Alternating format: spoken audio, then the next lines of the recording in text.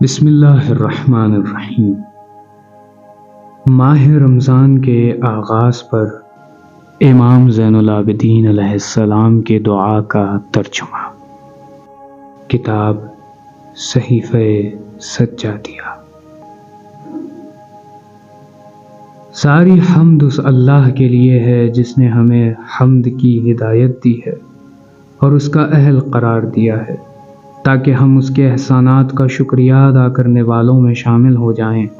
اور وہ ہمیں اس بات پر نیک کرداروں جیسی جزا دے سکے۔ ساری حمد اس اللہ کے لیے ہے جس نے ہمیں اپنا دین عطا فرمایا اور اپنی ملت کا امتیاز بخشا اور اپنے احسان کے راستوں پر لگا دیا تاکہ اس کے احسان کے سہارے اس کی مرضی تک پہنچ جائیں۔ ایسی حمد جسے وہ ہم سے قبول کر لے اور اس کے ذریعے ہم سے راضی ہو جائے۔ ساری حمد اس اللہ کے لیے ہے جس نے ہمارے خیر کے راستوں میں سے ایک راستہ اپنے مہینے کو قرار دیا ہے جو رمضان کا مہینہ ہے، روزے کا مہینہ ہے اور راتوں کو قیام کا مہینہ ہے، جس میں اس نے اس قرآن کو نازل کیا ہے اور اسے لوگوں کے لیے ہدایت اور ہدایت کے ساتھ حق و باطل میں امتیاز کی کھلی نشانی قرار دیا ہے، اور اس کے بعد فراوان عزتوں اور مشہور فضیلتوں کے ذریعے تمام مہینوں پر اس کی فضیلت کا اظہار کیا ہے۔ اس کے احترام میں ان چیزوں کو بھی حرام کر دیا ہے جو دوسرے مہینوں میں حلال تھیں، اور اس کے اکرام میں کھانے پینے کو بھی ممنوع قرار دے دیا ہے، اور اس نے اس کے لیے ایک واضح وقت قرار دیا ہے جس سے نہ مقدم کرنے کی اجازت دی ہے اور نہ مؤخر کرنے پر راضی ہے۔ اس مہینے کی ایک رات کو 1000 مہینوں کی راتوں سے افضل قرار دے دیا ہے اور اس کا نام شب قدر رکھ دیا ہے، جس میں ملائکہ اور روح پروردگار کے اذن سے تمام امور لے کر نازل ہوتے ہیں، اور یہ رات طلوع فجر تک سلامتی اور دوام برکت کا سبب رہتی ہے۔ وہ اپنے جس بندے کے لیے برکت چاہے اور جس طرح اس نے محکم فیصلہ کر دیا ہے۔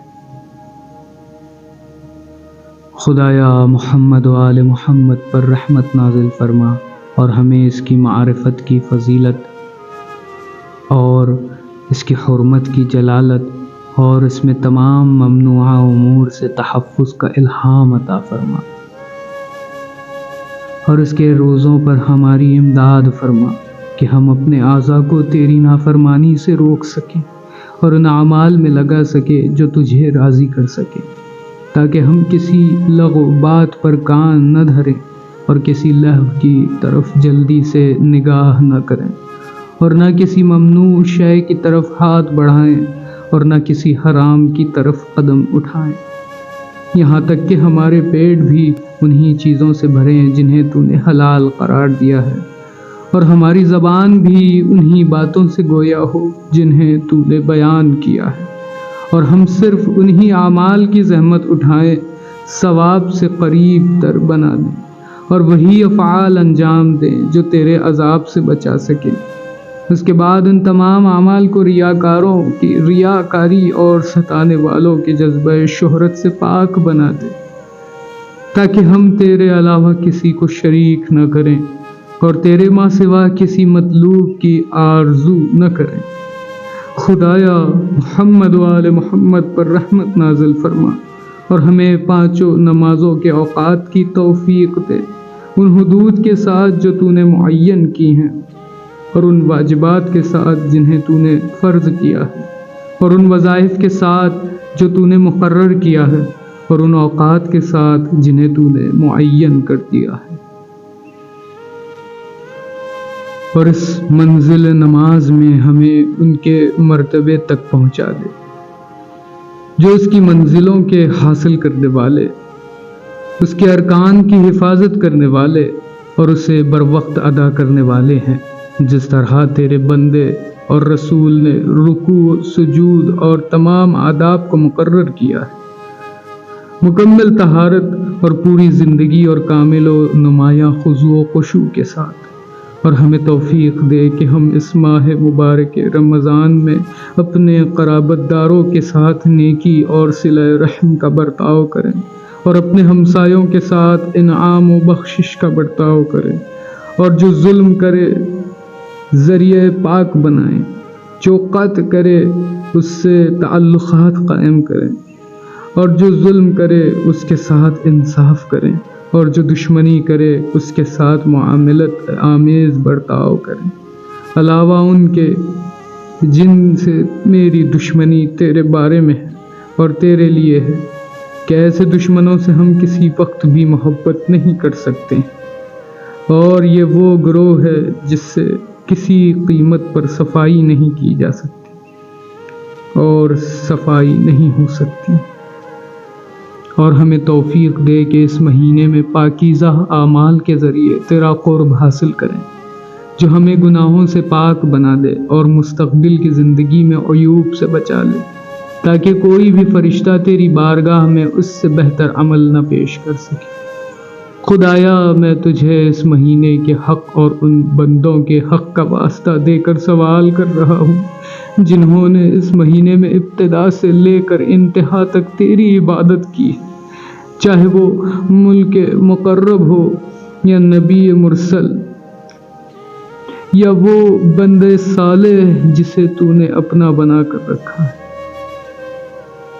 کہ محمد و آل محمد پر رحمت نازل فرما اور ہمیں اس کرامت کا اہل قرار دے دے جس کا تو نے اپنے اولیاء سے وعدہ کیا ہے، اور ہمارے لیے لازم قرار دے جو تیری انتہائی اطاعت کرنے والے ہیں، اور ہمیں اس جماعت میں شامل کر دے جو تیری رحمت کی بنا پر تیری رفاقت کی بلند ترین منزل پر فائز ہیں۔ خدایا محمد و آل محمد پر رحمت نازل فرما اور ہمیں اپنی توحید کے بارے میں ہر طرح کے بے راہ روی اور اپنی بزرگی کے اقرار کے ذیل میں ہر طرح کی کوتاہی اور اپنے دین میں ہر طرح کے شک و اپنے راستے سے ہر طرح کی گمراہی و اپنی حرمت سے ہر طرح کی غفلت اور اپنے دشمن شیطان رجیم سے ہر طرح سے دھوکے کھانے سے محفوظ فرما دے۔ خدایا محمد و آل محمد پر رحمت نازل فرما، اور اگر تیرے پاس اس مہینے کی ہر رات میں کچھ گرفتار عذاب گردنیں ہیں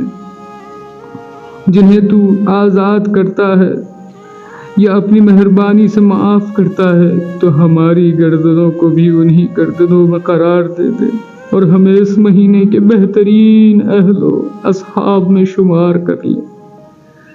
خدایا محمد و آل محمد پر رحمت نازل فرما اور اس چاند کے تمام ہوتے ہوتے ہمارے گناہوں کو بھی معاف کر دے، اور اس کے ایام کے گزرتے گزرتے ہمیں تمام صعوبتوں سے باہر نکال لے، تاکہ یہ مہینہ اس عالم میں تمام ہو کہ تو ہمیں خطاؤں سے اور گناہوں سے آزاد کر چکا ہو۔ خدایا محمد و آل محمد پر رحمت نازل فرما، اور اگر اس مہینے میں ہمارے اندر کوئی کجی پیدا ہو گئی تو اسے سیدھا کر دینا، اور اگر ہم بہک جائے تو ہماری اصلاح کر دینا، اور اگر شیطان ہم پر غالب آ جائے تو ہمیں اس سے نجات دلا دینا۔ خدایا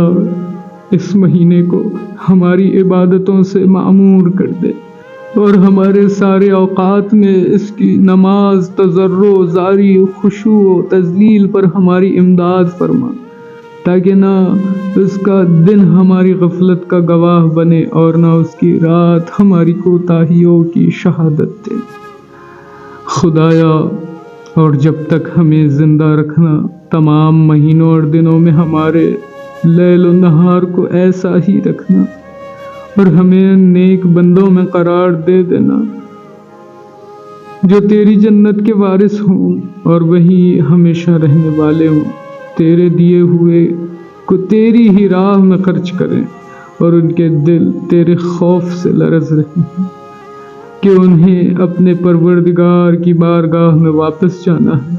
اور ان لوگوں میں قرار دے دے جو نیکیوں کی طرف تیز رفتاری سے بڑھنے والے اور سبقت کرنے والے ہوں۔ خدایا محمد و آل محمد پر ہر وقت، ہر آن اور ہر حال میں اتنی رحمت نازل فرما جس قدر تو نے اپنے کسی بھی بندے پر نازل کی ہو، اور پھر اسے اس قدر دوگنا کر دے جس کا شمار نہ کیا جا سکے، کہ تو جس چیز کا ارادہ کر لیتا ہے اسے کر دیتا ہے۔